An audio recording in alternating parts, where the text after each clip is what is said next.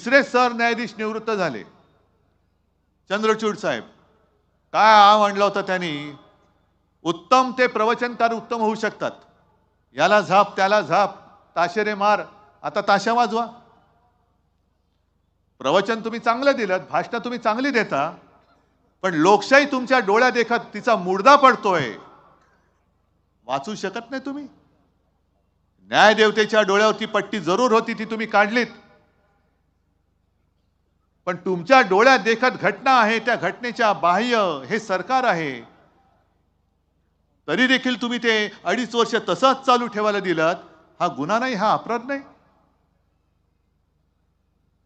कोणासाठी आम्ही न्याय मागतोय? उद्धव ठाकरे स्वतःसाठी मागतोय, शिवसेनेसाठी तर मी मागतोच आहे, पण लोकशाहीचं जे काही कलम आहे, संविधान आहे, हे पायदळी तुडवलं जाते, त्याच्यामधली कलम तुम्ही मानत नाही आहात. तुम्हाला